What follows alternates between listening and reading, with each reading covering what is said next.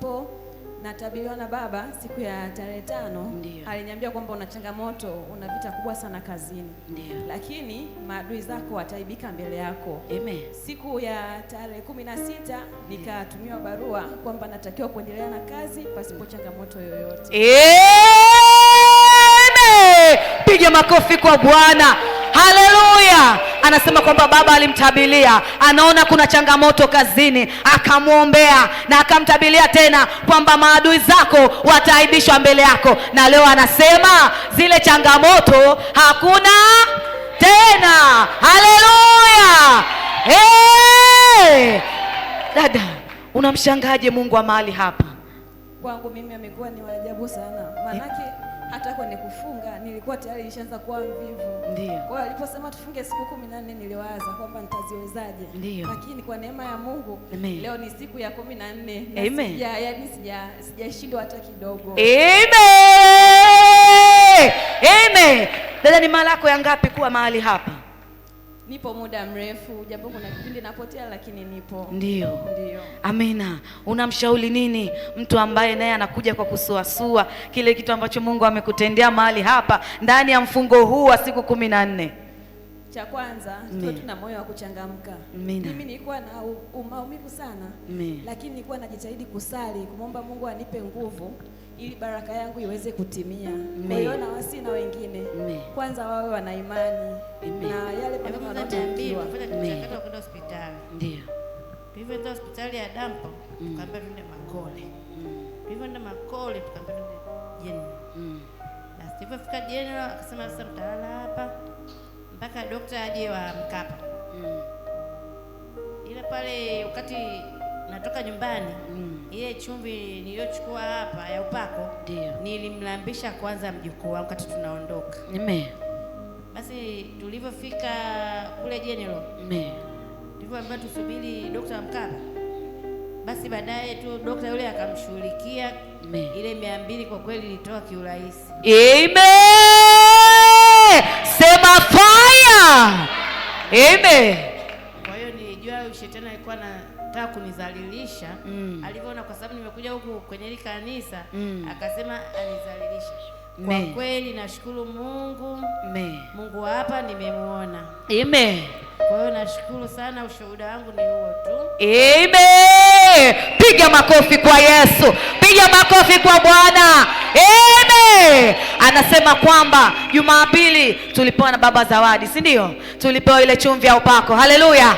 Amen. Jumapili tulipewa chumvi ya upako, na yeye anasema alipofika nyumbani nyakati za usiku, Gilgal. Shalom watu wa Mungu. Gilgal.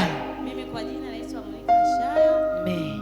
Napenda kumshukuru Mungu wa madhabahu ya Gilgal City. Amen. Na Mungu anayetumika ndani ya baba yangu na King Joshua. Amen. Katika mfungo wa siku 14 hakika nimemuona Bwana. Amen. Baba alisema kwamba katika mfungo huu usifanye mazoea na useme mahitaji yako unayoyataka.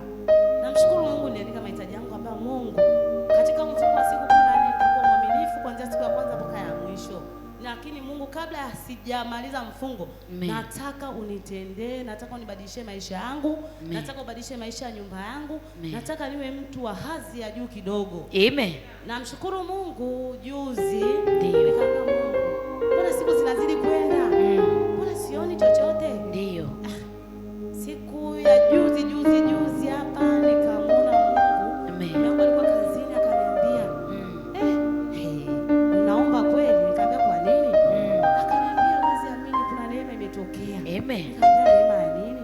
Akaniambia huwezi amini, sasa hivi nimetoka kupigiwa simu na mtu mkubwa sana katika nchi hii. Ndio. Nikamwambia mtu mkubwa yupi huyo? Akaniambia balozi wa Zambia. Amen. Sema fire. Amen. Nikamwambia hakika Mungu ni mwema. Nikamwambia Mungu, katika mahitaji yangu ili nalitiki. Amen. Nikatiki ile hitaji. Amen. Siku ya tukaingia hapa Jumatatu. Ndio.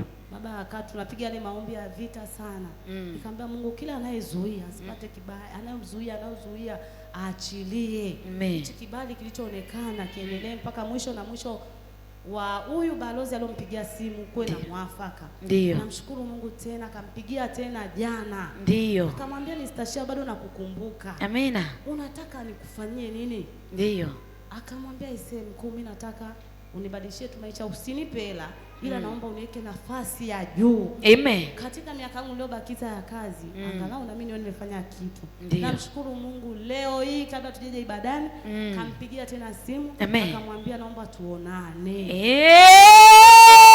Amen. Sema fire. Amen. Akamwambia tuonane. Mimi nashukuru Mungu kwa matendo makuu aliyonitendea.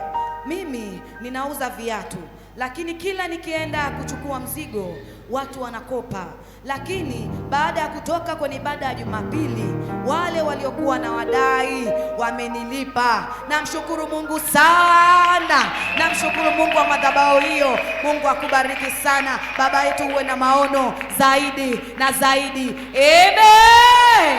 Anasema amemwona Mungu. Wale waliokuwa wakiwakopa, wanakopa mizigo, jamani, wamelipa. Amen. Haleluya. Yoyote unayetufuatilia, karibu sana, tuma ushuhuda wako, tutausoma mahali hapa na Mungu atakubariki sana. Haleluya. Amen. Sema fire. Fire. Mbele yenu kumshukuru Mungu wa babangu Nabii King Joshua. Hakika kila unabii unaotoka kwa baba yetu, hakika ni Mungu anakuwa amesema. Ninamshukuru Mungu, kipindi cha nyuma kama miezi miwili imepita, baba alisema, akasema kuna adui naona anataka kurushia ugonjwa wa saratani. Nikasema saratani tena? Lakini nikaamini maadamu Mungu ameliona, ana njia ya kufanya. Namshukuru Mungu, kabla ya mfungo huu wa siku 14, wiki moja sikuwepo, ila wiki iliyofuata, wiki kuanzia Jumatatu nilikuwepo, kuanzia Jumatatu mpaka leo. Namshukuru Mungu, siku ya Jumatatu baba alitoa tamko la kinabii, akasema Bwana anakwenda kuteta na wanaoteta na sisi. Nikasema hakika Mungu, ninaomba ukatete na yoyote anayeteta na maisha yangu na watoto wangu. Ninamshukuru Mungu wa babangu Nabii King Joshua, kwa kweli amejibu kwa ukali. Hii nasema ni amejibu kwa ukali. Nilipotoka ibadani, nilitoka na ila neno, nikasema Mungu, ninaomba ukatete na yote anayeteta na mimi. Ninamshukuru Mungu, nilipata taarifa, nilipigiwa simu kwa mtu, yani wa karibu, akaniambia kuna mtu 1 2 3 yuko, yani ni muda mrefu, ana mwezi wa pili anaugua, ana saratani imempata, na ni adui ambaye aliyokuwa anataka mimi nipate saratani imerudi kwake. Sema fire. Fire. Mungu amali mtie Bwana kwa jina la Yesu na kwa damu ya Yesu. Pigia Yesu makofi mengi na vigelegele. Haleluya. Pigia Yesu tena makofi. Siku ya furaha ni leo. Ni leo. Wakati wa shangwe ni sasa. Ni sasa. Ndugu yangu furahi, hata mimi nafurahi. Utukufu wa Bwana unashuka. Siku ya furaha leo. Ni leo. Wakati wa shangwe ni sasa. Ni sasa. Ndugu yangu furahi, hata mimi nafurahi. Utukufu wa Bwana unashuka. Utukufu apewe Bwana aliyepokea mamlaka. Asifiwe Bwana Yesu, milele ndiye Bwana. Amen. Amen. Ukiwa umesimama hivyo hivyo, fungua Kumbukumbu la Torati. Leo ni siku yako. Simama hivyo hivyo. Haleluya. Simama, fungua Kumbukumbu la Torati. Kumbukumbu la Torati 18.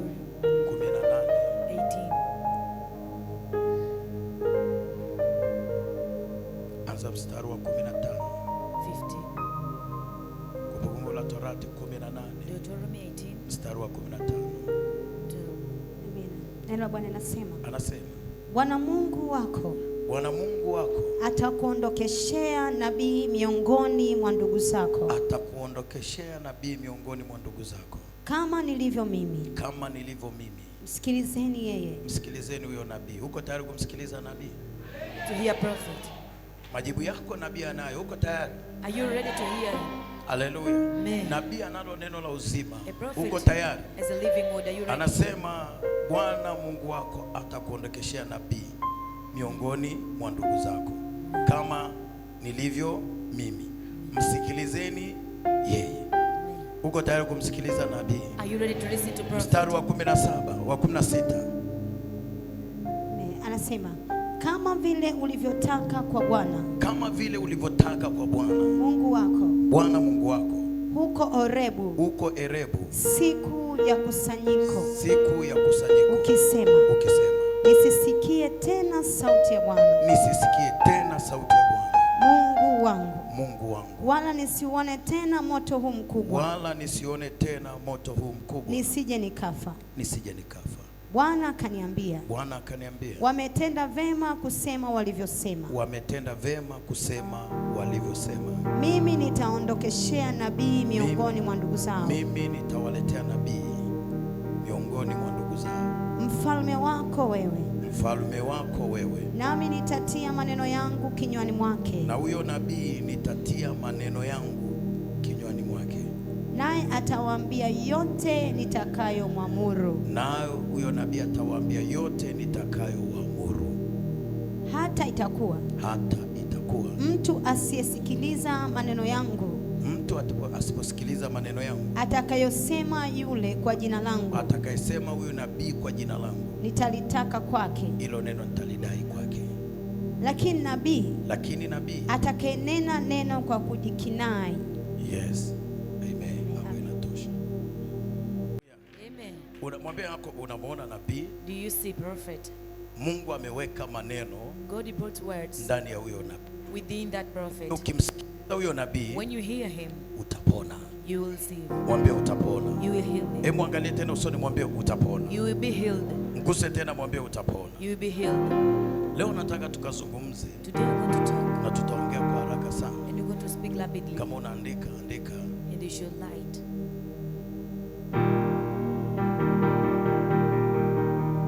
Kuvunja maneno. Destroying words. Ya wachawi.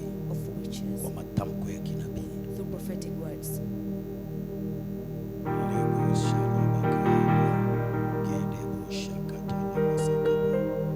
Kuvunja. To break. Kuvunja. To break. Maneno ya wachawi. Spoken words of witches. Wiki nzima tumekuwa tukizungumza kuhusu nyota. We're talking about a star. Kuhusu vita. Namna ambavyo adui anafanya vita. The way an enemy is making a war with you. Haleluya. Namna ambavyo shetani anavyotesa watu wa Mungu. The way they can make you suffer. Uchawi, ushirikina, wachawi wapo. Witchcraft na wanatesa maisha ya watu. It will make your life suffer. Sasa leo kama wanaandika kuvunja maneno Today we are destroying ya wachawi of witches kwa matamko ya kinabii. Through prophetic words. Haleluya. Na tutaanza kwenye andiko hili ujue kwamba wachawi wana uwezo wa kukutamkia mambo mabaya. Witches can speak bad to you. Wachawi wana uwezo wa kutamka vitu vya uharibifu kwenye maisha yako. Na tutaangalia Kumbukumbu la Torati 23. Deuteronomy 23. Anza mstari wa kwanza. First. Soma. Wachawi wana uwezo wa kutamka mabaya juu yako. They can speak bad. Kama ukimkosa nabii atakayepangua kile kinachonenwa kwenye maisha yako, that is spoken into your life, maisha yako yatakuwa kwenye shida. Will be a problem. Haleluya. Ukimkosa nabii atakayeongea kinyume na yale yaliyotamkwa kwenye maisha yako, maisha yako yatakuwa kwenye matatizo. Haleluya. Tunaanza na andiko hili. Kumbukumbu la Torati 23 mstari wa kwanza. Neno la Bwana linasema, aliyejeruhika konde au aliye katika tupu yake asiingie mtu huyo katika mkutano wa Bwana.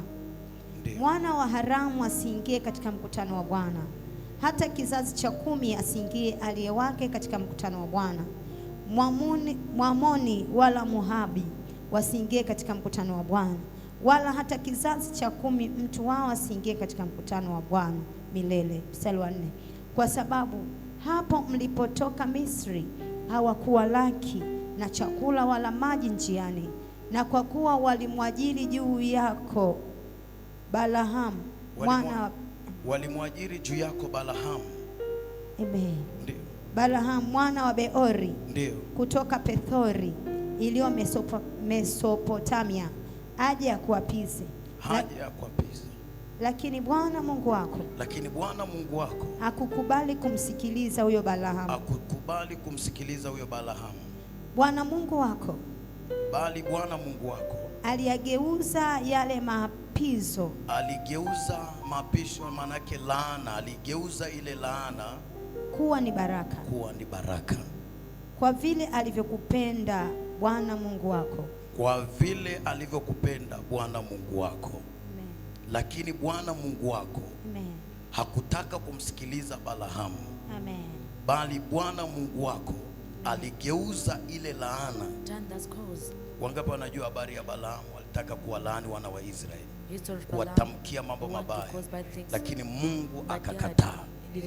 Mungu akuruhusu, na ndivyo kinaenda kutokea siku ya leo kwenye maisha yako. Kuna mambo yanaenda kukataliwa kwako leo, hayataruhusiwa kwenye maisha yako, hayataruhusiwa kwa watoto wako. Inaonekana pale nyuma kuna wachawi wako hapo nyuma na hawataki kusema amina. Inaonekana wana ushirika na Balaamu. Leo utakutana na chamoto. Hallelujah. Amen. Hallelujah. Amen. Lakini Bwana Mungu wako, but your Lord, hakutaka kumsikiliza Balaamu. Didn't listen to Balaam. Bali Mungu wako, but your God, aligeuza ile laana kuwa baraka to be a blessing kwako. To you. Kuna laana ilitamkwa kwako. Leo Mungu anataka ageuze. Today God will turn it. Amen.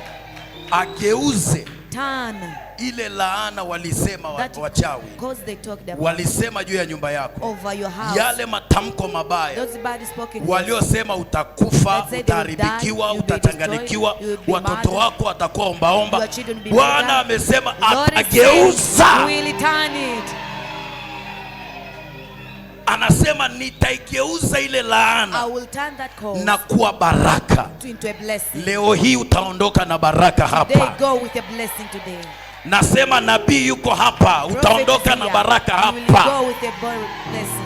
Nasema Bwana ameshamtuma nabii wake yuko hapa, utaondoka na baraka hapa. Repakashatalabaya, utaondoka na baraka hapa, utaondoka na miujiza yako hapa, kwa jina la Yesu aliye hai. Kila aliyelaani maisha yako, ile laana inaenda kugeuka kuwa ni utajiri kwenye maisha yako, kuwa ni mafanikio kwenye maisha yako, kuwa ni maendeleo kwenye maisha yako, kwa jina la Yesu Kristo. Amen. Jambo la kwanza, first thing, tunataka tuangalie jinsi wachawi, the way witches, wanavyotumia matamko. they're using words. Unaona Balaamu, you see Balaam, anatumia matamko, send words, anataka kuwalaani wana wa Israeli. and he causes like, analaani watu ambao Mungu amewabariki, that God blessed them. Na Mungu anasema hapana, no, huwezi kulaani hao watu. You cannot bless these people. Ndio maana maandiko yanasema Bwana akageuza. He turned. Badala ya Balaamu kulaani, akajikuta tayari anaanza kubariki Israeli.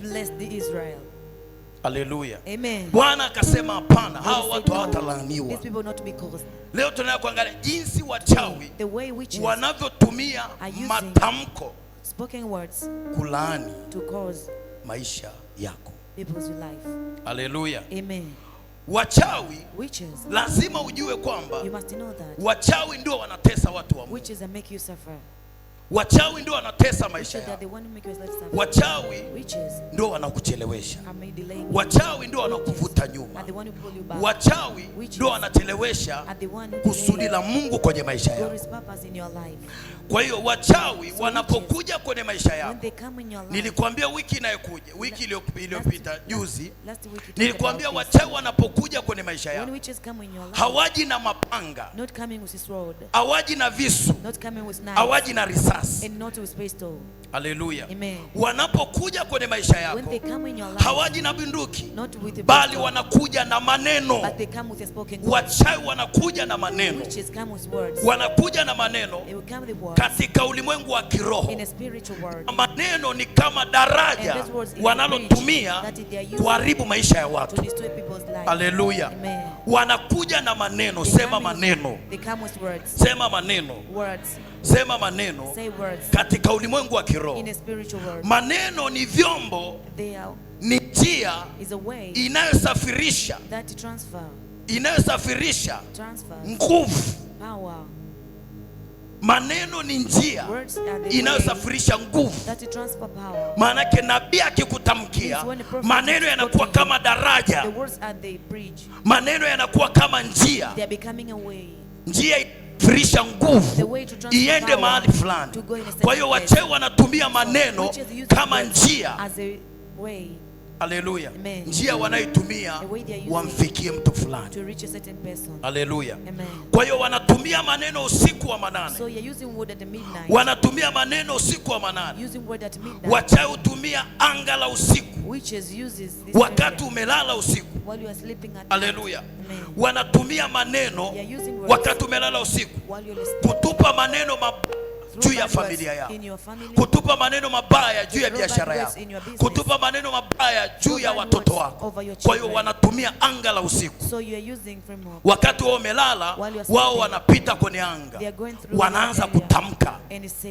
Maneno ni kama njia, wanaanza kutamka mambo mabaya. Haleluya. Wanatumia anga la usiku kutamka au kulaani maisha ya watu. Wanalaani maisha ya watu kupitia picha zao. Mchawi anaweza akachukua picha, akachukua picha yako Facebook, akachukua picha yako WhatsApp, akachukua picha yako mahali fulani, na akaanza kuilaani usiku, akaanza kuitamkia usiku. Haleluya. Anaweza akatumia picha au akatumia biashara yako kulaani, kutamka mambo mabaya, mambo yasiyofaa, lengo kuharibu maisha yako. Bwana Yesu asifiwe. Wanaharibu maisha yako, au wanaweza wakatamka ukataliwe. Na wanaamka usiku wanatamka vitu vibaya. Wanaamka wanasema huyu atakufa. Wakati umelala wanasema huyu hataendelea, biashara yake haitaendelea, kazi yake haitaendelea. Wanatamka mambo mabaya kwenye anga la usiku. Wanachukua picha yako, wanaitamkia hivi. Kwa hiyo wachawi wanatumia maneno kama uchawi, na wanajua nguvu ya maneno.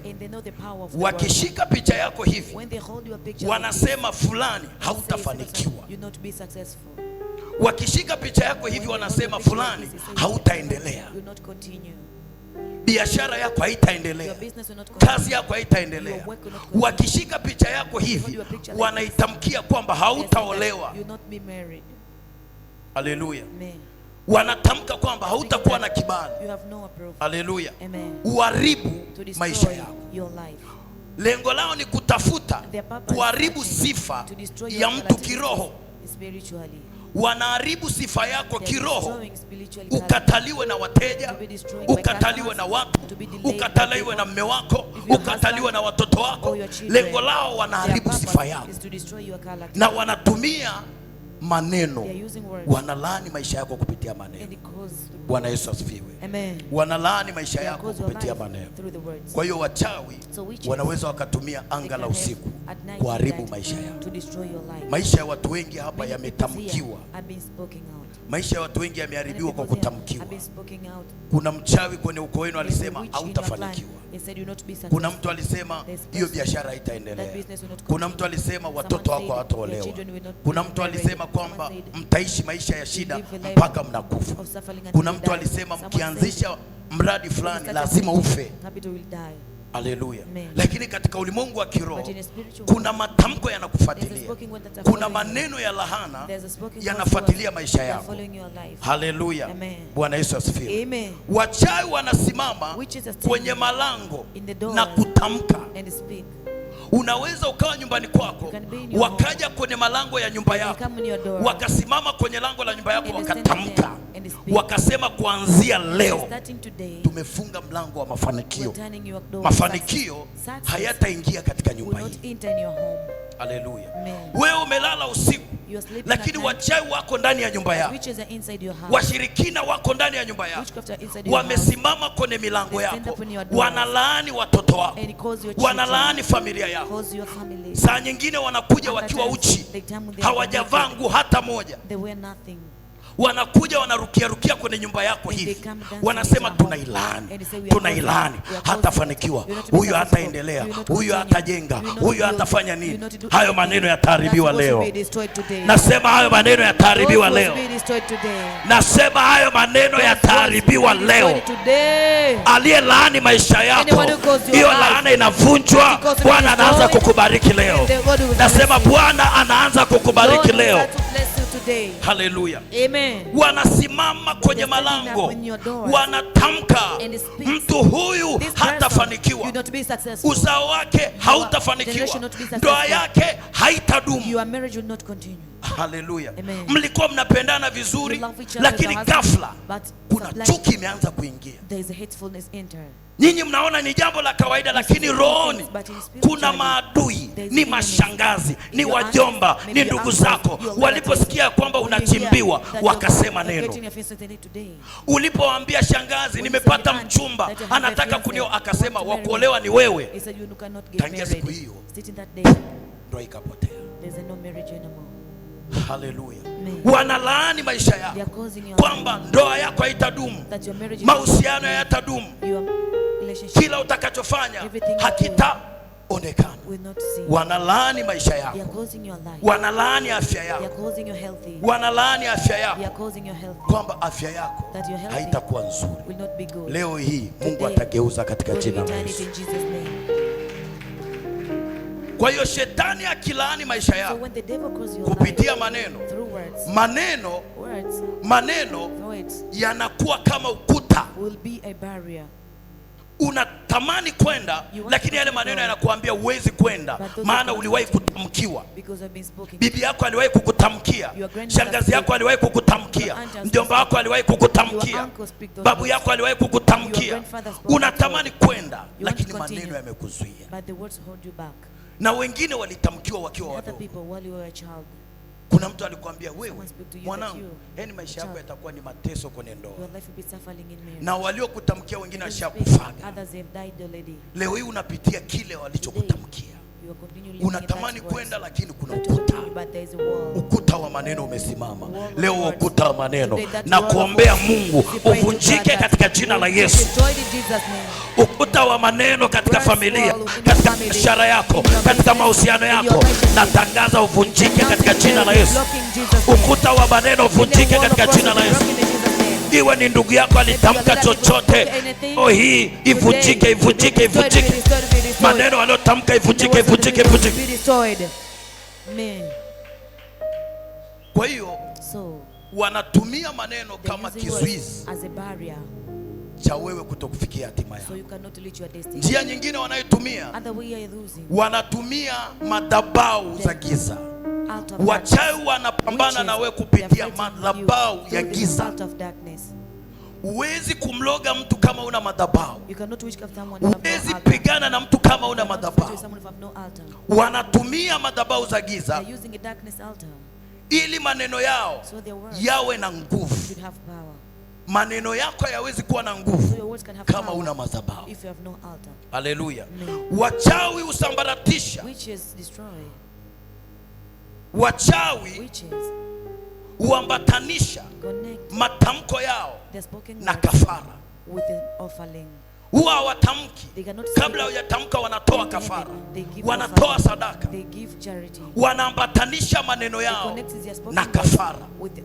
Bwana Yesu asifiwe. Haleluya. Kafara inaweza kuwa ni kafara ya damu. Haleluya. Damu ya kuku, damu ya ng'ombe, damu ya mbuzi, hizo ni kafara. Au damu ya mtu, au damu ya mbuzi. Haleluya. Na wanafanya mambo hayo sirini. Haleluya. Wanafanya hivyo vitu sirini. Hao wanatoa hayo makafara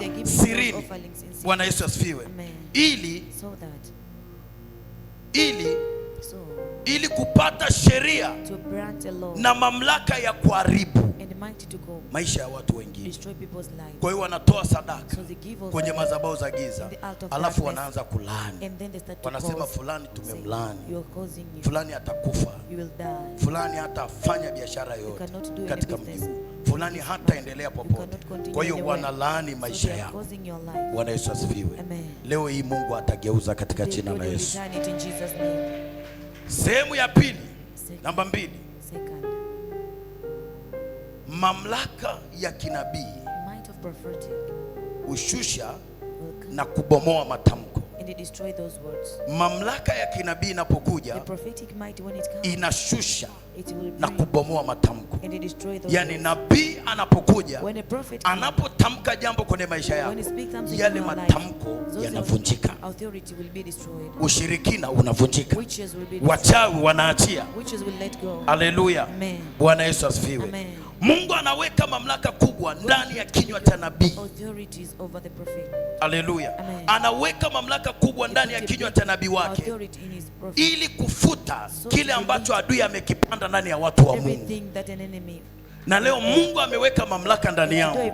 Leo takapoomba siku ya leo, kila walichokiweka kwenye maisha yako lazima kitaondoka katika jina la Yesu. Nasema lazima kitaondoka katika jina la Yesu. Lazima kitaondoka katika jina la Yesu. Haleluya. Kazi ya nabii ni nini kiroho? Nabii amepewa kazi ya kung'oa na kubomoa. Ndio kazi ya nabii. Kazi ya nabii ni nini? Nabii amepewa kazi na Mungu ya kung'oa na kubomoa na kuharibu na kuangamiza. Kwa hiyo nabii anapokuwepo hapa, kazi yake ni moja, anang'oa kila kilichopandwa kwenye maisha yako. Lakini nabii kazi yake ni kubomoa huo ukuta wa maneno uliowekwa kwenye maisha yako unaokuzuia wewe usifanikiwe. Nabii kazi yake ni nini? Ni kuharibu kazi za shetani. Uchawi, ushirikina, nguvu za giza, chochote kilichokushikilia, iwe ni roho ya mauti, nabii ataiharibu. Haleluya. Nabii kazi yake ni nini? Ni kuangamiza. Hakuna kitakachobakia kwenye maisha yako, lazima kiangamizwe. Iwe ni uchawi, lazima uangamizwe. Ni majini, lazima yaangamizwe. Lazima ubakie salama katika jina la Yesu. Nyumba yako ibakie salama kwa jina la Yesu. Watoto wako wabakie salama kwa jina la Yesu. Maadamu Mungu amekukutanisha na nabii, lazima kila kitu kitaondolewa kwako. Lazima kila kitu kitaondolewa kwako. Wataachilia maisha yako, utaenda kuolewa. Wataachilia maisha yako, utaenda kujenga. Wataachilia maisha yako, utanunua kiwanja. Wataachilia maisha yako, utaishi maisha ya utajiri na maisha ya baraka. Utaanzisha miradi yako mikubwa hapa hapa Dodoma kwa jina la Yesu aliye hai. Amen. Yeremia anasema, Yeremia 1:10 ndo anazungumzia kazi ya nabii. Anasema Yeremia, lazima ujue kitu kimoja. Huwezi kujenga baraka kama hujabomoa kinachokuzuia. Huwezi ukajenga baraka ya Bwana kabla hujabomoa laana na maneno mabaya kwenye maisha. Yeremia anasema, angalia, nimekuweka leo juu ya mataifa. Unaona?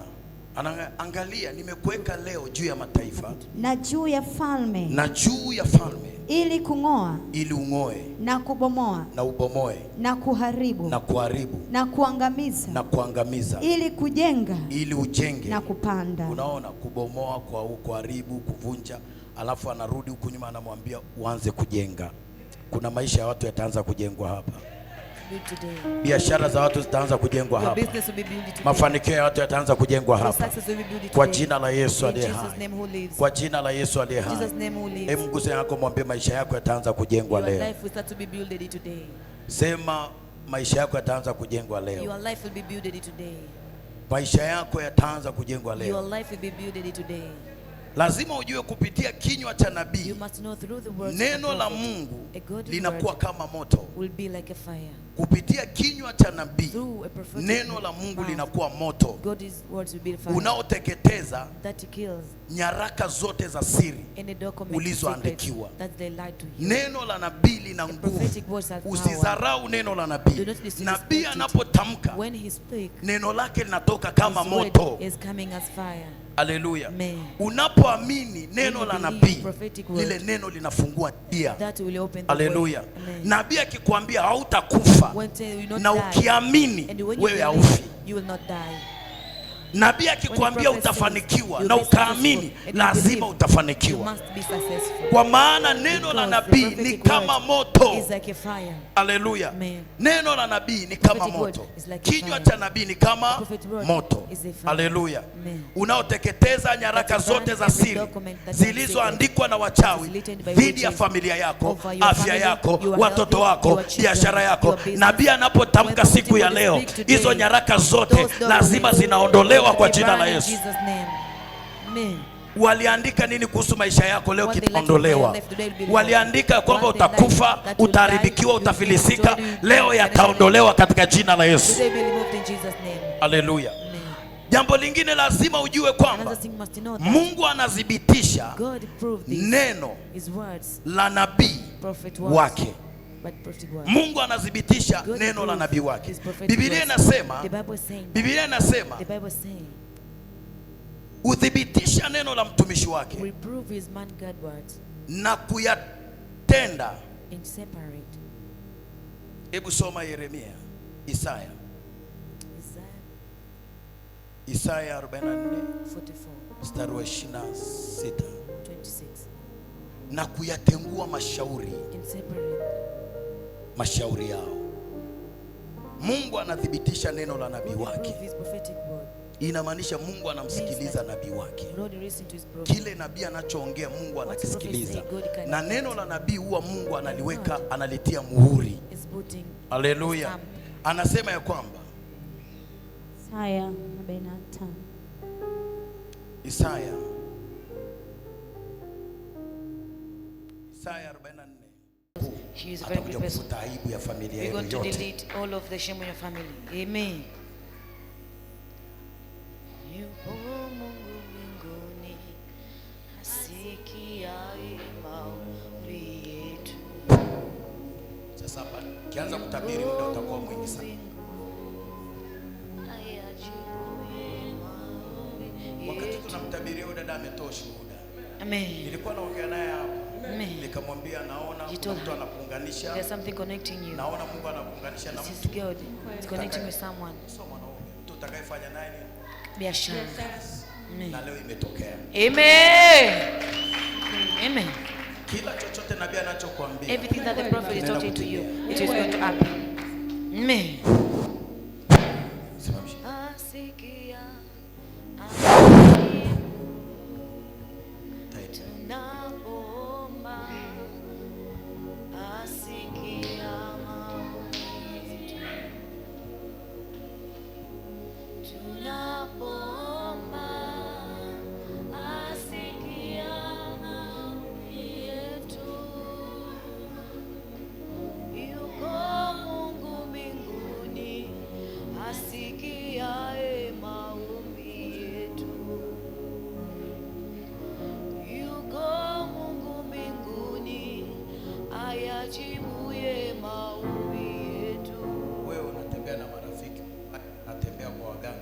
You are going to the witch doctor a lot. You are using witch doctors a lot. Those witch doctors are the one that took your life. They love witch doctors a lot. And they connect you with him. You have friends who you love witch doctors.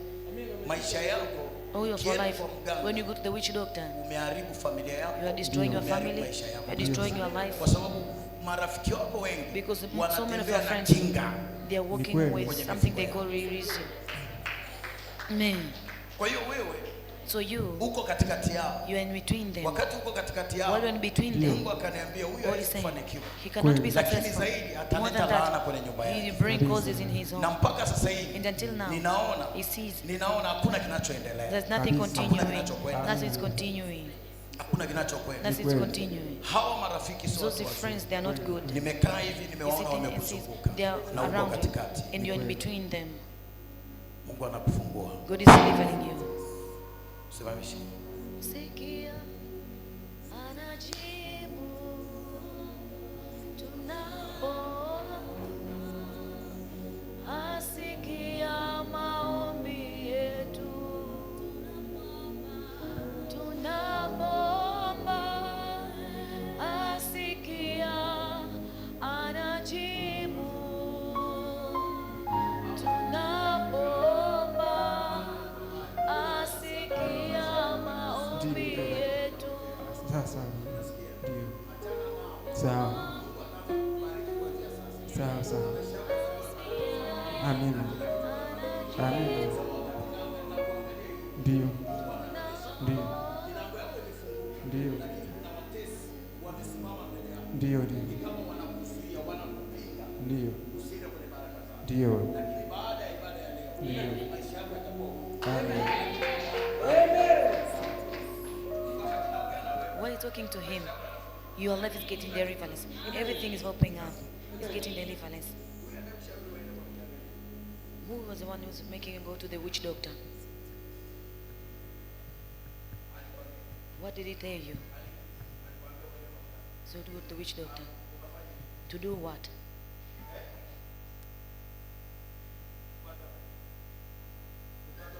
So can he be rich?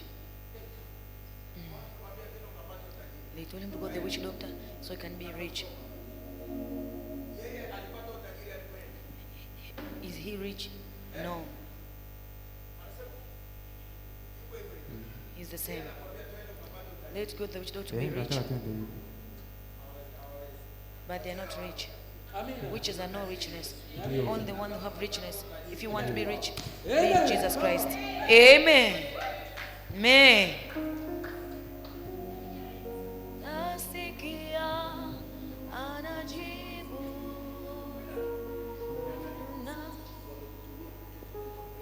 Spirit of oppression, so can be operated on.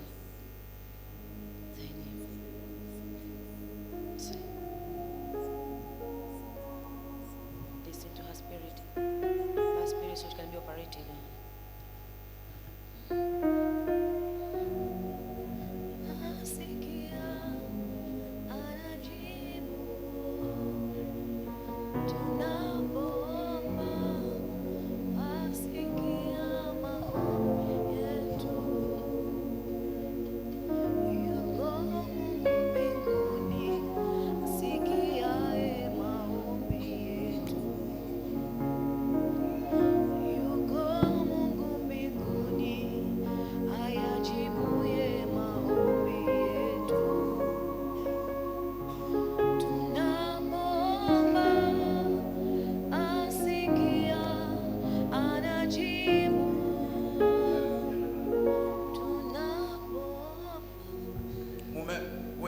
Who did she come with? Who do you live with?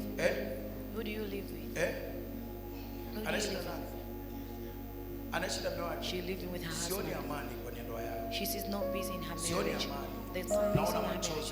She's crying in her marriage. Do you hear? She sees no peace in that family. You hear? You see cryiness. Tears. You see tears in your marriage. Pain in your marriage.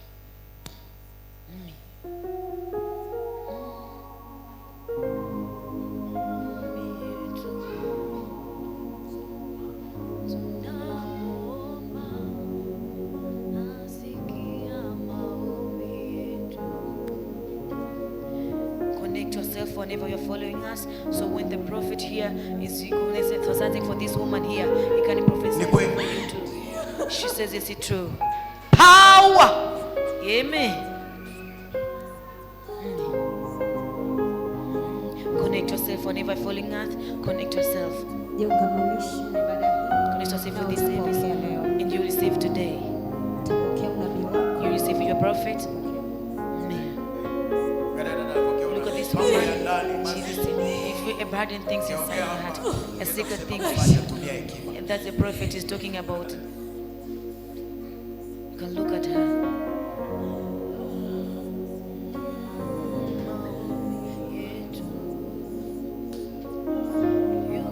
Kuanzia leo maisha yako yanapokea mabadiliko. Will receive changes. Sema lete. Leta mkono katika jina la Yesu. Unasikia? Tuachane nayo leo kwambia. Mungu ataenda kubariki familia yako. God is going to bless your family. Ataenda kubariki familia. He's going to bless you. Umekuwa sana unamshauri mmekuwa lakini afuate ushauri. Lakini sasa neema inaenda kushuka kwenye familia. The good is going to be in your family. Na milango inaenda kuwa wazi. And the doors will be open in your family. Utaenda kuifurahia familia yako. To be happy. Kila kitu utakuwa na ushuhuda wa ajabu. You have a testimony. Lakini mtaenda kushika hela. But you're going to have Mtaenda money. kushika hela kwenye familia. You're going to have money in your family. Ninaona nyumba inajengwa. There is a house. Nyumba nzuri. A good house. Nyumba ya baraka. Nyumba nzuri. Nyumba nzuri. Nyumba nzuri. Nyumba nzuri. Bwana anawapa kama baraka. Ninaona neema, naona neema. Naona neema, naona neema, neema, neema, neema, neema.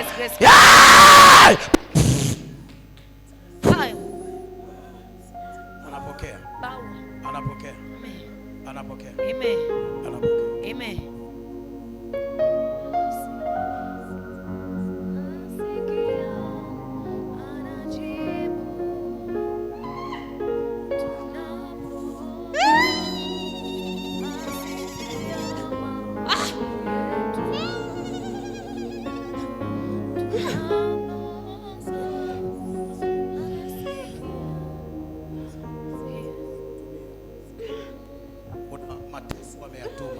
Niangalie. Niangalie. Umekuwa ukilala. You are sleeping. Ukiamka. And when you wake up, unakuta you have been seen. Nyonga zinauma sana. You are wasted. Mgongo unauma, miguu. Your backbone and your legs Alafu are ninaona hurting. kuna inaitwa nini? Pressure. There's a pressure. Pressure. It's a pressure. Pressure. It's a pressure. Naiona pressure ndani yako. It's a pressure inside of you. He said this is true. Na hii pressure, and that pressure imetumwa ije kuue. Wakati nimekaa hivi Mungu akaniambia mfungue huyu mwanamke, huyu mama, fungua maisha yake awe huru. Aondokane na haya mateso kuanzia leo. Kwa jina la Yesu aliye hai. Mata. Pressure. Bye. Wisha. Amen. Amen. Wisha. Amen. Amen. Watashindana. Ukifika kwenye madhabahu hii, when you in this altar, hawatakuweza tena. They cannot win over you. Nasema hawatakuweza tena. They cannot win over you. Nasema hawatakuweza tena. They will not win over you. Fire. Nasema hawatakuweza tena. They will not win. Nasema hawatakuweza tena. They cannot win. Kwa jina la Yesu. In Jesus name. Sema hawataniweza. They cannot win over me. In Jesus name.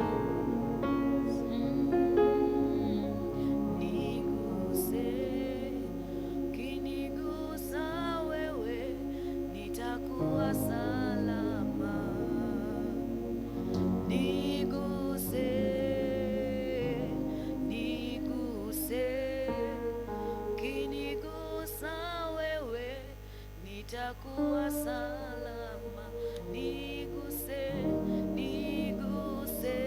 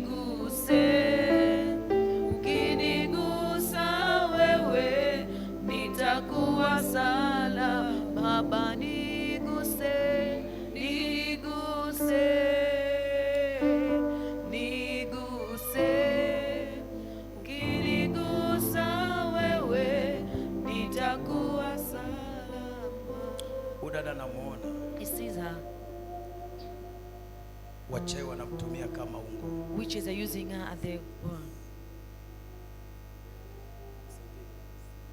wanamtumia kama ungo. They are using her as a na wanamchukua usiku. And they are taking her at night. Wanamtumia yeye bila kujua. We are using her without her knowing. Wakati namwangalia hivi. When he's looking at her. Wanatumia damu yake ya hedhi. They are using her menstrual blood. Damu yake ya hedhi wanainywa. They are drinking her menstrual blood. Who did she come with? Ni mara ngapi kuja? How many times are you here? Na mara ya tatu. Mara ya tatu. Is the first time. Prophesy Baba. Saidie Baba.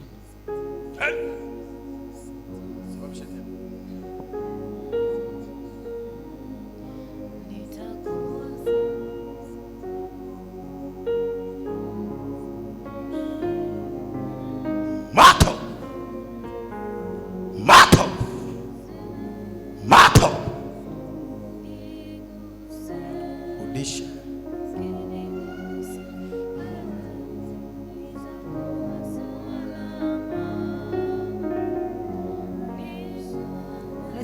Dada anapewa unabii wake wa siri, na wewe jiungamanishe popote pale ulipo, tuambie unatufuatilia ukiwa wapi, na wewe utapokea sasa hivi.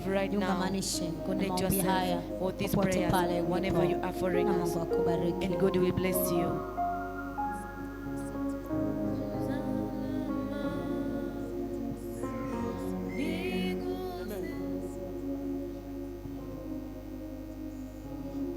Connect yourself right now as you see this woman here. She's getting deliverance. Please connect yourself whenever you are, whenever you're following us, so you can get deliverance too. Do not keep quiet, continue praying. So this, the hand of God, when you're touching the people here, can touch you too whenever you are.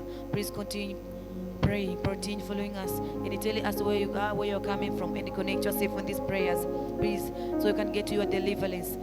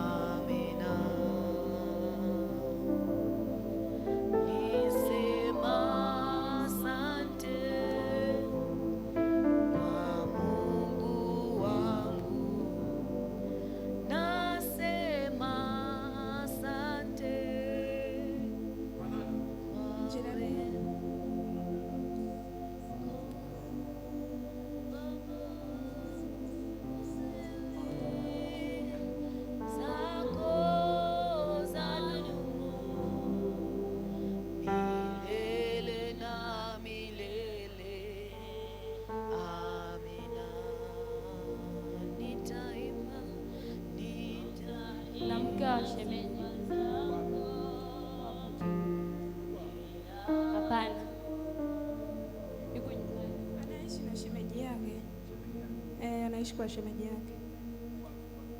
Amina baba. Amen. Mbele ya watu wote.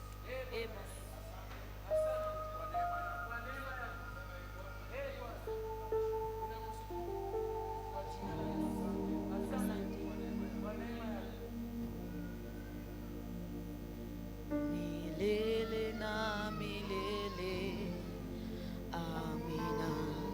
Nasema asante, nasema asante kwa Mungu wangu, nasema asante kwa wema wako, kwa maana fadhili zako zadumu milele na milele. Amina. Nasema asante, nasema asante kwa Mungu wangu, nasema asante kwa wema wako, kwa maana fadhili zako zadumu milele na milele. Amina. Mimi nitaimba, nitaimba sifa zako mbele ya watu wote, nitaimba sifa zako mbele ya watu wote, kwa maana fadhili zako zadumu milele na milele. Amina. Mimi nitaimba, nitaimba sifa zako mbele ya watu wote, nitaimba sifa zako mbele ya watu wote, kwa maana fadhili zako zadumu milele na milele. Amina. Nasema asante, nasema asante kwa Mungu wangu, nasema asante kwa wema wako, kwa maana fadhili zako zadumu milele na milele. Amina. Milele na milele. Amina. Milele na milele. Amina. Milele na milele. Amina. Milele na milele. Amina. Milele na milele. Amina.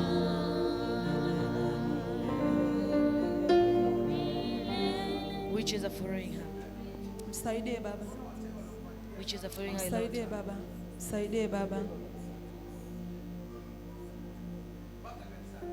Msaidie baba. Even the church. Which is a foreign high Lord. Milele na milele.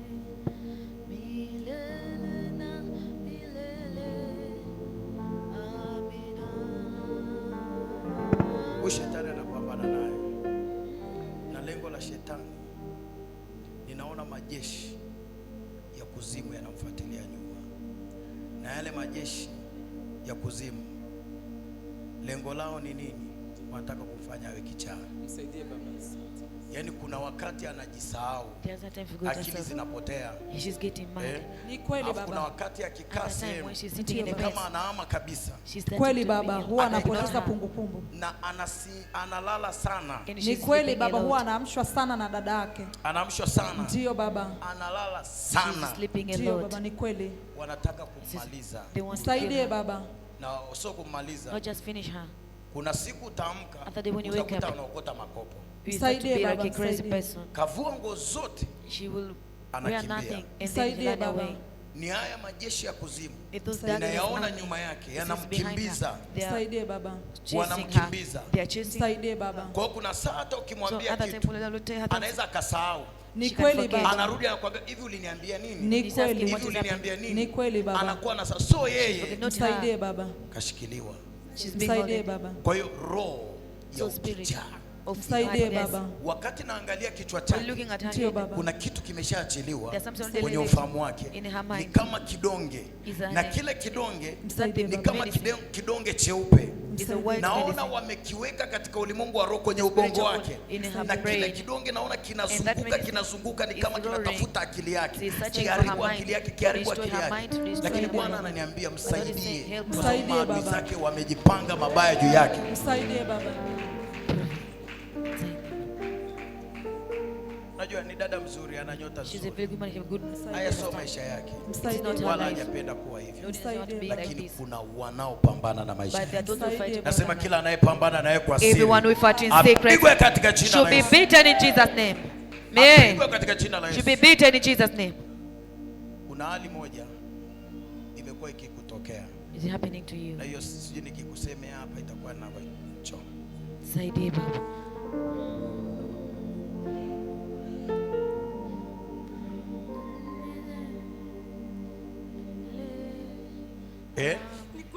She says it is so power. Metisha baba. Na hiyo hata ukikaa sehemu, even if she's sitting in a lot of time, lazima unakuta umeacha. If it is something, saidie baba. Kikaa tu sehemu kwa muda mrefu, it's a lot of time. Watu wanateseka, wana people are suffering, there are big things. Naona watu wanatembea hivi lakini wana shida. But they have problems. Wana matatizo. They have problems. Asa siri kama hiyo. Their secret. Najua hii kanisa letu sio la kuaibisha watu. Amen. Na hatutaki kuaibisha watu. Amen. Tunataka tusaidie watu. Amen. Kwa hiyo usiogope kuja hapa useme baba ataeleza changamoto yangu ya ndani mbele za watu. Haleluya. Amen. Hatutafanya hivyo. Amen. Yamkini ningesema hii changamoto yake, kuna watu wangemcheka hapa, wangemdharau. Lakini usimdharau mtu ameshafunguliwa siku ya leo na maisha yake yamerudi. Amen. Unasikia? Mungu anakusaidia. God is helping. Na anakuweka huru. And is setting you free. Hiyo hali itaondoka.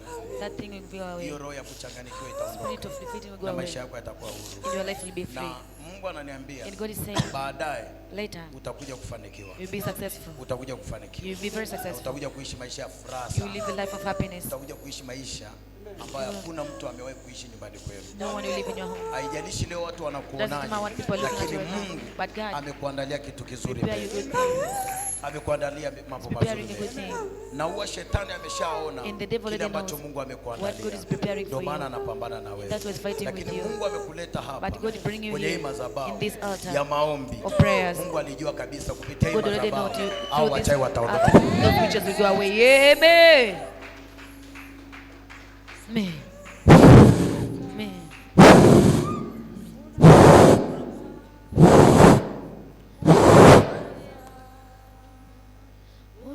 Weka mkono tumboni lake.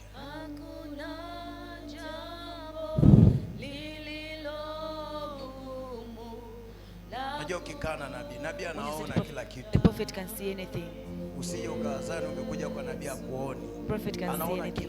He sees everything. Ila Mungu ananifunulia mambo mengi. But Ila kuna mambo na kuambia na achana nayo. In that he left them because sababu mengine nikikwambia unaweza kusema nabii ananiaibisha. Because he will be ashamed. Hallelujah. Amen. Bwana Yesu asifiwe. Amen. Na kuambia yale ambayo ninayoweza kukuambia. Those who can tell you. Alafu mengine tunashughulika nayo rohoni. And you're going to fight in spiritual. Amen. Mungu akuweke huru. Amen.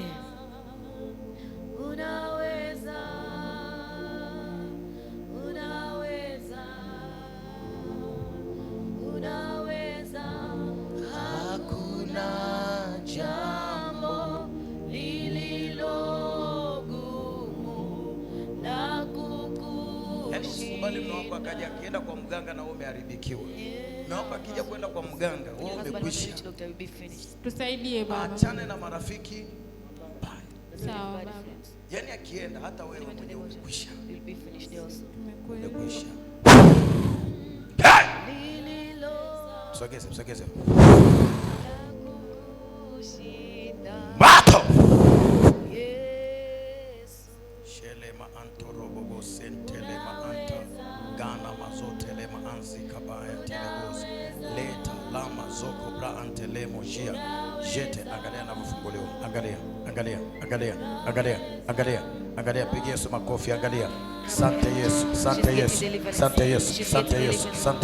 Mwache, sante Yesu.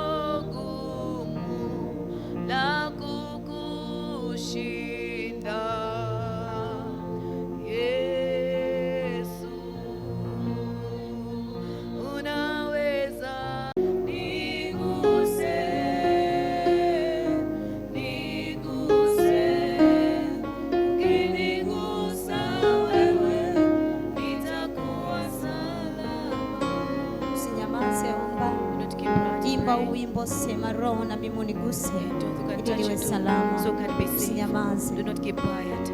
Continue pray whenever you're following us. You continue even singing your song. So though the woman here that she's giving the secret prophetic words, you can receive it too. And say the word of God should touch you too. Continue pray while you are singing in this song. That's why the hand of God can touch you too and touch you again.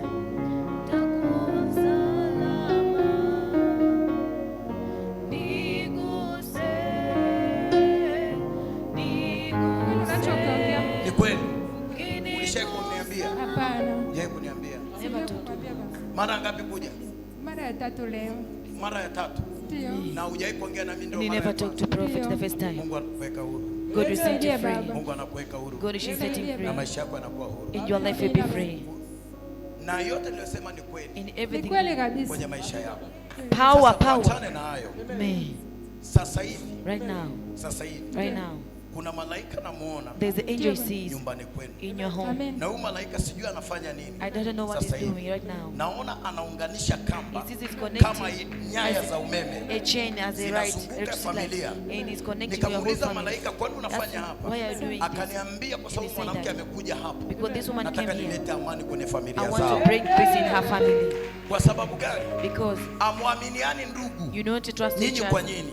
Mnaonana nyinyi ni wachawi. You are seeing yourself. Mnaonana nyinyi ni wachawi wenyewe kwa wenyewe. Familia nzima. Your whole family. Hakuna maelewano. There's no understanding. Hata baba mzazi mwaka jana amefariki hivyo hivyo kwa kutokuelewana. Kwa kutokuelewana. Ulishai kuniambia. You never talk to prophet with the power. Ndio maana nakwambia namuona malaika sasa hivi. He sees an angel there. Ningekwambia tu namuona malaika anafunga waya alafu nikakuacha hapo usingenielewa. Lakini sasa ninaona amani inaenda kurudi kwenye familia. Peace will come back in your family. Naona amani inaenda kurudi kwenye familia. He sees the peace over your family. Jambo la pili. The second thing. Roho za magonjwa Spirit of sickness in your family. Roho za magonjwa. Spirit of sickness kwenye familia. They are following your family. Pressure zinasumbua familia yenu. Is in your family. Na ugonjwa mwingine and there's another sickness ambao shetani anautuma that the devil is sending in your family. One of them anataka kutumia wewe. You want to use uvimbe wa kizazi. Is a fibroid. Uliambiwa baba mwezi wa 10. Uliambiwa? Ndio. Umetisha baba, umetisha. Professor. Uvimbe wa kizazi. Fibroid. Na umekuwa unapata shida. And there's a problem and pain kwenye tumbo. In your stomach. Na uzazi. Unapata maumivu makali. You feel a lot of pain in your stomach. Power. Ndio baba. Mama, ushangai mimi ulishai kunieleza. Have you never talked to prophet? Kuniambia. You never talked to prophet. Mara ya kwanza anaongea na wewe. The first time that she's talking to the prophet. Mimi najulia wapi? How can the prophet know all of this? Na hata sasa hivi nimeishiwa damu. Umeishiwa damu? Nimeishiwa damu tangu mwaka jana. Power. Na niliambiwa huo uvimbe ndio unaomaliza damu. Huo uvimbe. That fibroid. Sasa wao waliona kumaliza damu. Mungu anaona ni uvimbe wa kipepo. Is a demon's fibroid. Sasa baba. Ndio maana nasema roho za magonjwa kwenye familia yenu. Roho za magonjwa. Roho za kutokuelewana kwenye familia. Leo hii Bwana anaziondoa. Leo hii Bwana anaziondoa. Na huo uvimbe unatoweka kuanzia sasa. Professor. Jita bahanto rima hanzo. Power. Baba, katika jina la Yesu, kwa mamlaka ulionipa ya kinabii, na kausha uvimbe na ukama uvimbe. Simamisha tena. Kamata tumbo lako.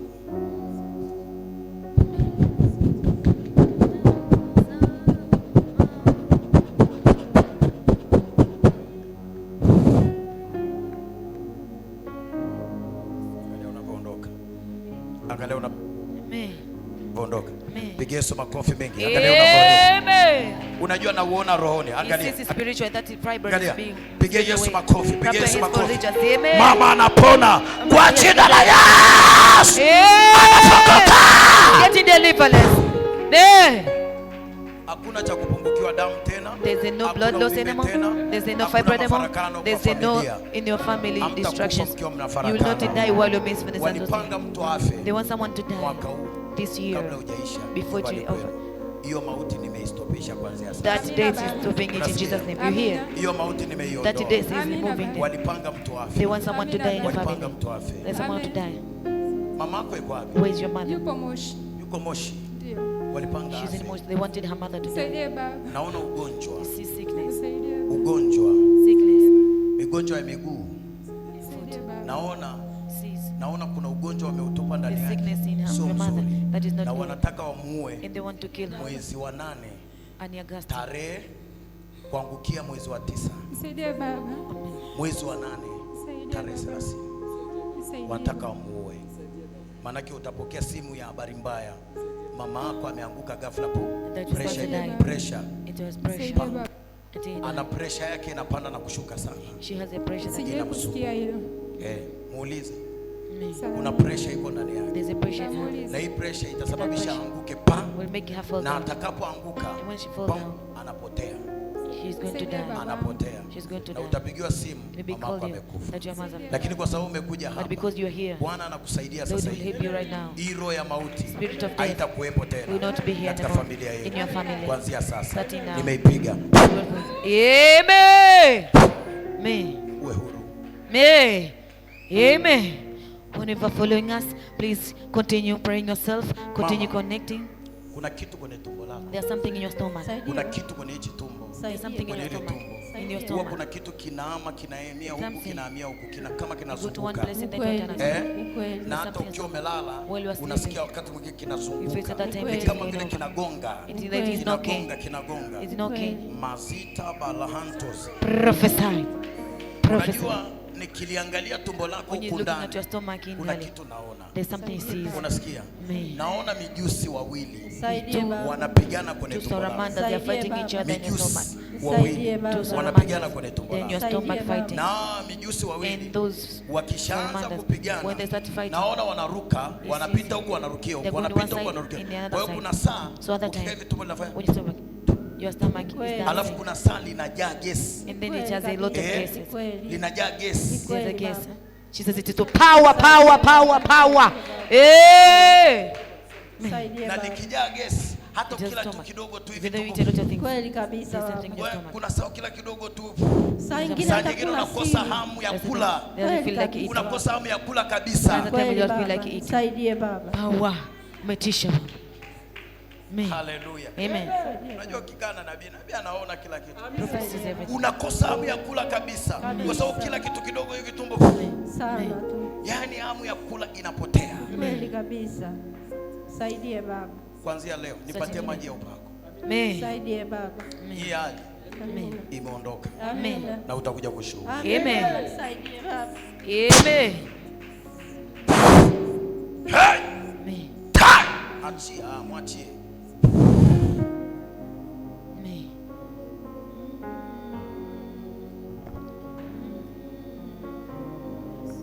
Nasema asante kwa Mungu wangu.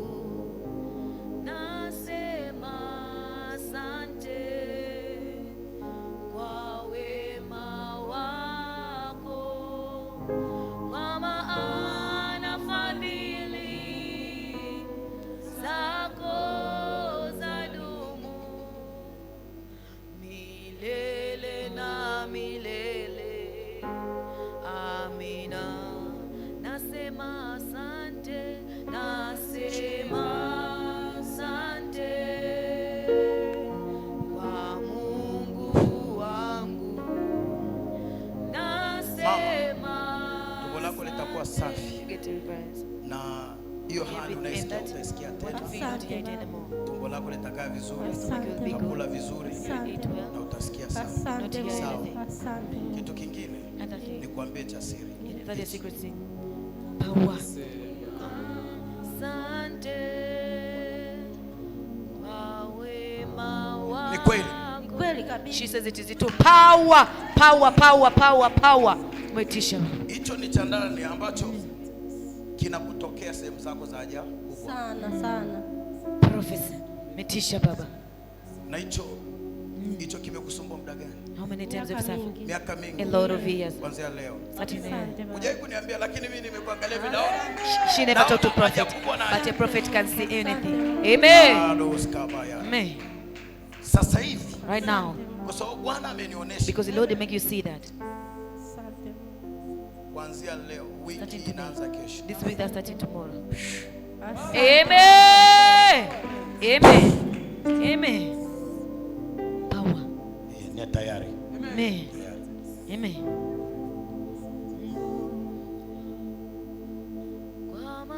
Sasa muda umeshaenda. Zako zadumu milele na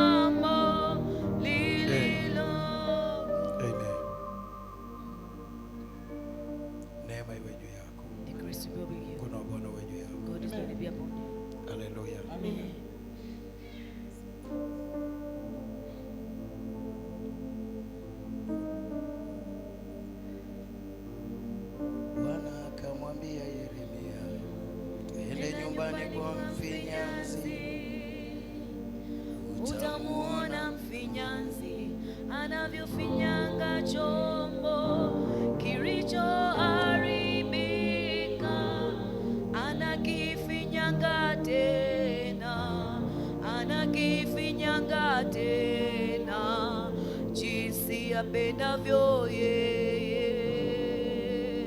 Bwana akamwambia Yeremia, nenda nyumbani kwa mfinyanzi, utamuona mfinyanzi anavyofinyanga chombo kilichoharibika.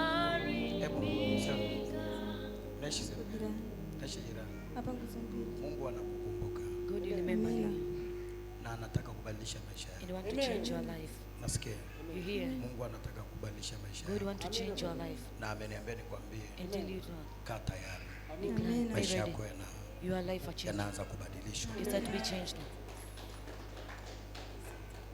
Unafanya nini kwa sasa? What are you doing right now? Nafanya tu biashara ndogo ndogo. Nafanya biashara ndogo ndogo kama nauza ndizi.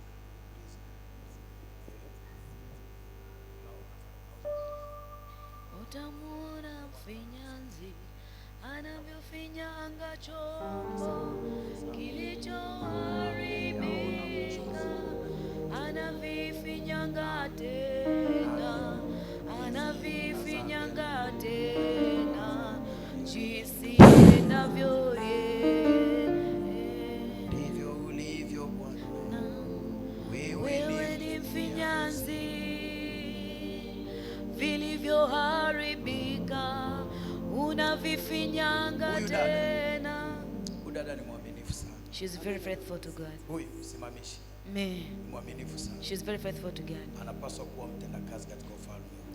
Amen. Amen. Dada huyu this woman, kila wakati every time atakuja kushughulika kudeki nyumba ya Mungu. Amen. Kila wakati. Amen. Ana uongozi ndani ya kanisa wala ni, lakini atatoka nyumbani kwake atakuja kudeki. Amen. Mungu ameuona moyo wake. Amen. Na kila anachokitaka Amen. Mungu amesema yuko tayari kumpatia. Amen. Amen. Kila unachotamani what you want Mungu afanye, God to do, tayari atafanya. God is already done it. Mungu hajakuona wewe kama wewe. God doesn't see you as you. Moyo. He sees your heart. Utafuta kumtumikia. That you want to save him. Amen. Mungu ameuona moyo. He sees your heart. Unaompenda. Who love him. Moyo. Your heart. Unaotaka kumtumikia. That want to save him. Kwa hiyo nataka nikuhakikishie. So want to make sure. Miezi, huu ni mwezi wa ngapi? Mwezi wa 7, wa 8, wa 9, wa 10. Utakuwa mtu mwingine kabisa. Amen. Power, power, power. Amen. Utakuwa na ushuhuda wa ajabu, wa ajabu, wa ajabu, wa ajabu, wa ajabu, wa ajabu. Amen. Power. Amen. Watu wanaomtumikia Mungu napenda sana. Watu wanyenyekevu. Mungu anawapenda sana. Amen. Hawezi nyamaza. Amen. Ndivyo ulivyo Bwana, wewe ni mfinyanzi vilivyoharibika, unavifinyanga tena, unavifinyanga tena, unavifinyanga tena, unavifinyanga tena. Udada alikuwa asikia. This woman could not hear. She was deaf and prayed for her. Right now she can hear a lot. Amen. She was deaf, but right now she can hear. Hallelujah. Amen. Amen. Ajaja. Amemleta hapa. Bandika mkono tu hivi. Amen. Asikii. She couldn't hear. Bandika mkono. And she was hapo deaf. hapo masikio yakafunguka. Amen. Now she can hear again. Na sasa hivi dada ana furaha. Later she's happy. She's very peaceful. Amen. Amen. Ndivyo ulivyo Bwana, wewe ni mfinyanzi vilivyoharibika, unavifinyanga tena, unavifinyanga tena, unavifinyanga tena, unavifinyanga tena, jinsi upendavyo wewe, ndivyo ulivyo Bwana.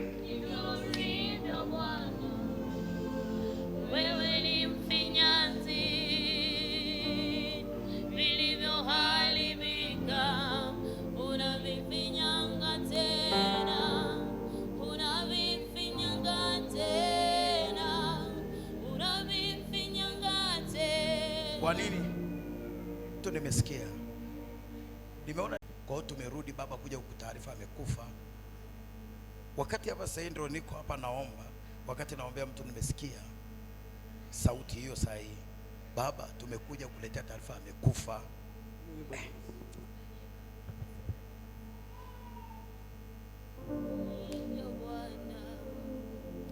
Wewe ni mfinyanzi vilivyoharibika, unavifinyanga tena, unavifinyanga tena, unavifinyanga tena, unavifinyanga tena, jinsi upendavyo wewe.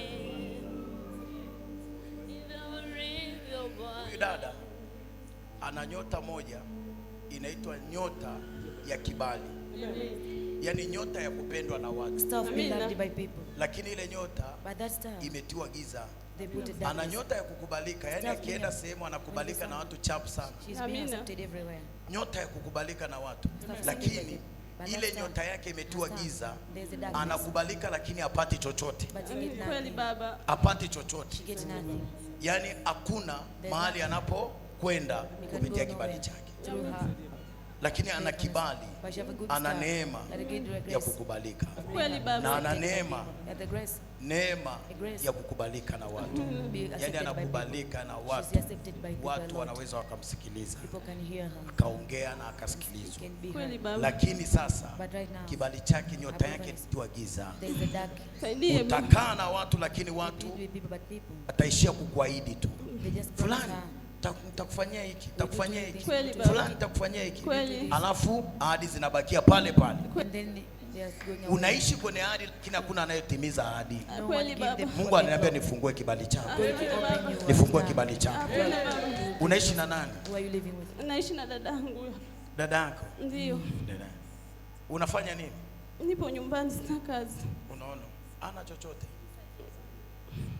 Ana chochote. Ana chochote. Msaidie baba. Hauna chochote Sina chochote baba. Ni nani wako? Mtoto wa shangazi yangu baba. Mtoto wa shangazi. Ndio baba. Lakini unajua sasa hivi huyu dada ni mtu aliyeumizwa. Najua baba. Najua baba. Mapenzi yamemtoa roho. Najua baba. Najua. Msaidie baba. Mapenzi yamemtoa. Msaidie baba. Yamemuumiza. Najua baba. Msaidie.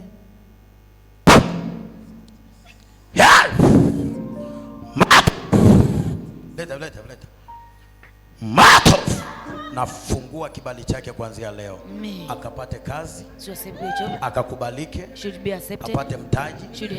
Mambo yake aanze kwenda kuanzia leo. Aanze kutafutwa kwa jina la Yesu.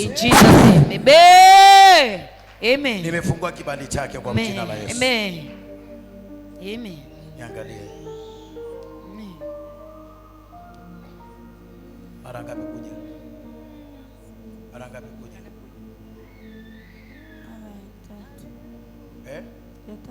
Mara tatu.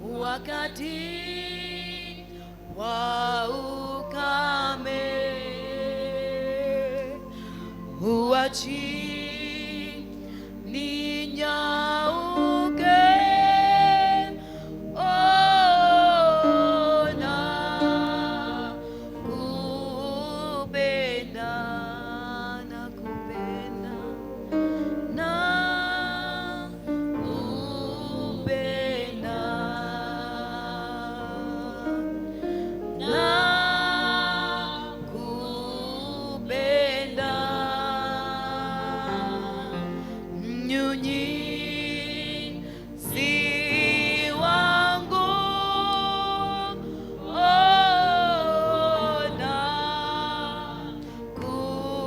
nakupenda,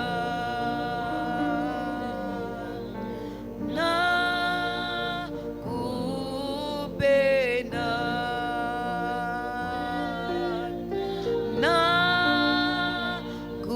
nakupenda,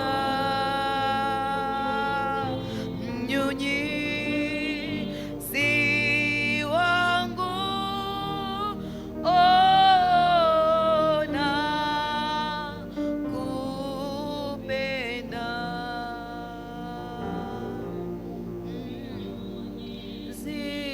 ziaema maji wakati wa ukame, huachi ninyauke, oh, nakupenda, uninyunyizia maji wakati wa ukame, huachi ninyauke, oh,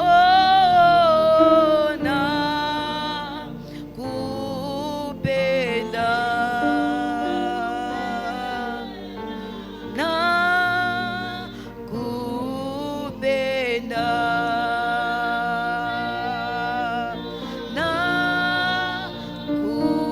nakupenda,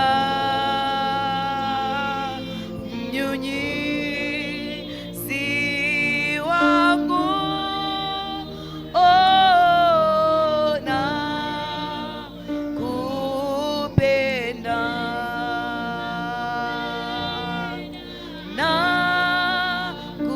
nakupenda,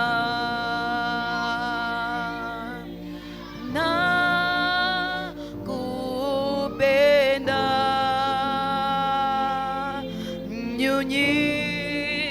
mnyunyizi wangu, oh, nakupenda,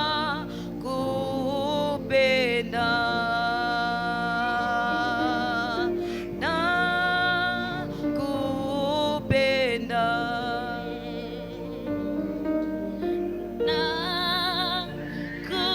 nakupenda, mnyunyizi wangu, oh, nakupenda, Yesu,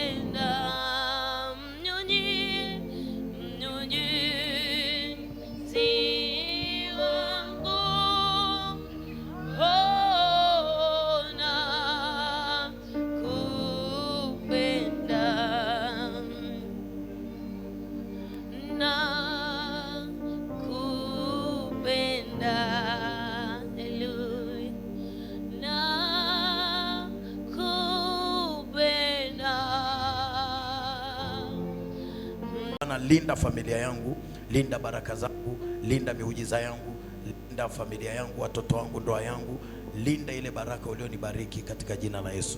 Neema ya kinabii kanilinde katika jina la Yesu. Kimbia, chukulia mtoto wako mara moja 5,000, kimbia.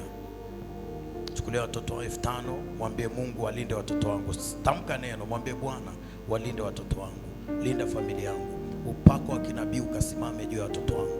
Upako wa kinabii ukasimame juu ya watoto wangu.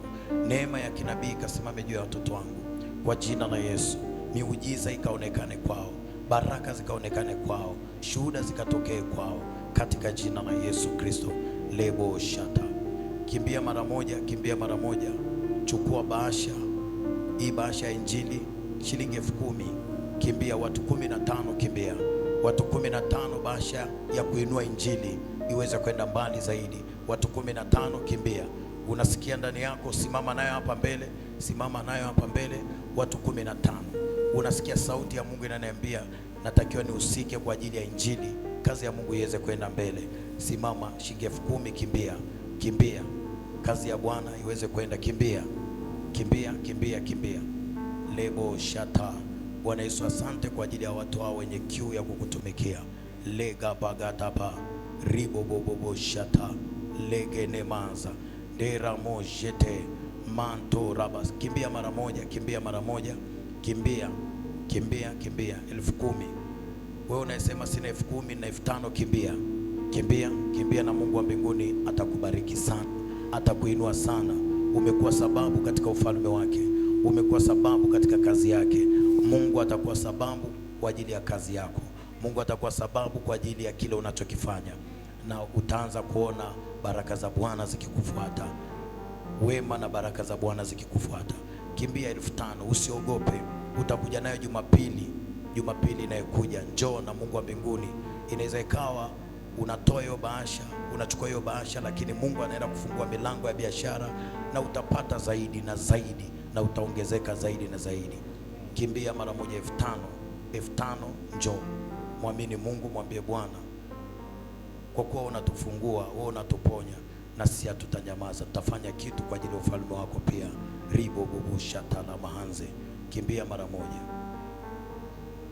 Mungu awabariki na awazidishe, awafungulie milango ya kila namna, kila mnapokwenda njia zenu ziwe wazi. Mungu abariki kazi za mikono yenu, awainue maradufu, awabariki maradufu katika jina la Yesu.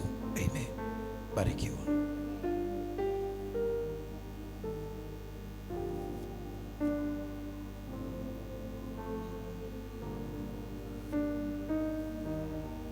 Haleluya. Sema ye Bwana asante. Jumapili tutakuwa na ibada. Sema ibada. Na ibada hii ya Jumapili itakuwa ni ibada ya nguvu. Sema ibada ya nguvu. Nguse yako, mwambie ibada ya nguvu. Ibada ya nguvu. Jumapili tutakuwa na ibada ya kicheko. Amen. Power, power, power, power, power. Amen.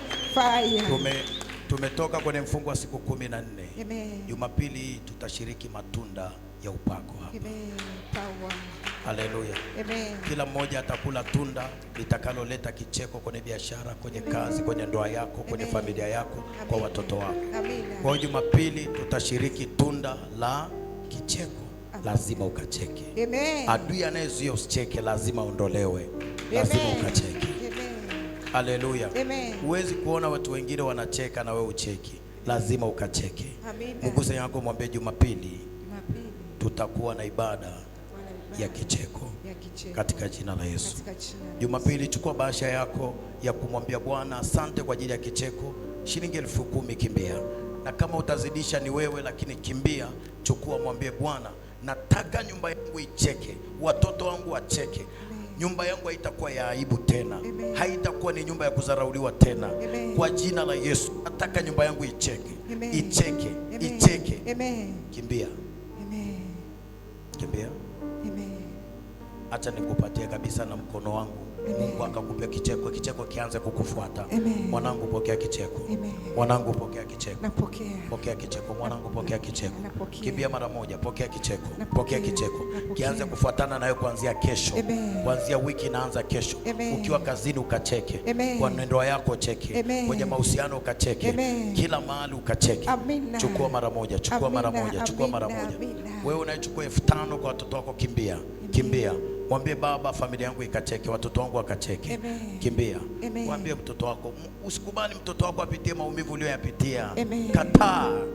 Chukulia mtoto wako, mwambie Mungu, mtoto wangu hatalia, hatapita mahali pagumu mimi nilipopitia. Hatahangaika kama mimi nilivyohangaika. Mtoto wangu hatahangaika. Chukua. Mwambie Bwana, lazima watoto wangu wacheke. Kimbia mara moja. Mwambie Bwana, lazima watoto wangu watacheka. Kimbia. Kama una watoto wawili, hakikisha unachukua kwa watoto wawili. Kila mtoto ana hatima yake na ndoto yake. Haleluya. Unahakikisha unachukua kwa ajili ya watoto wako. Kimbia.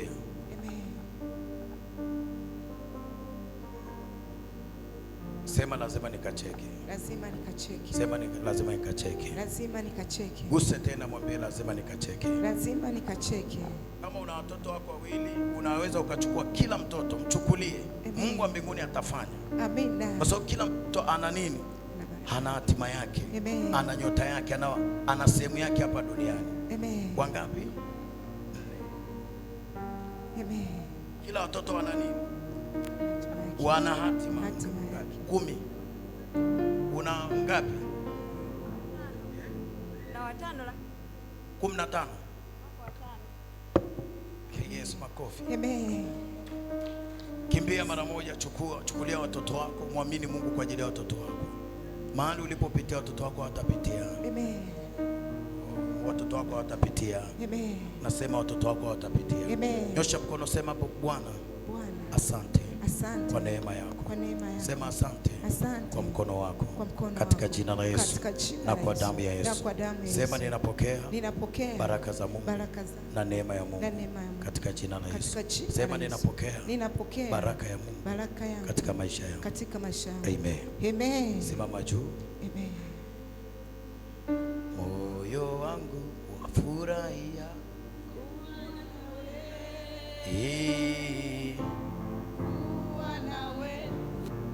wangu wafurahia kuwa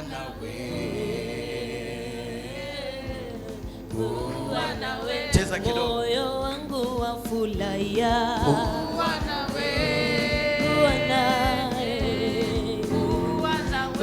Moyo wangu wafurahia kuwa nawe. Moyo wangu utacheka kuwa nawe. Sogea mbele, sogeeni mbele watu wote. Moyo wangu wafurahia kuwa nawe. Sogea panda kabisa. Moyo wangu wafurahia kuwa nawe. Moyo wangu wafurahia kuwa nawe. Moyo wangu wafurahia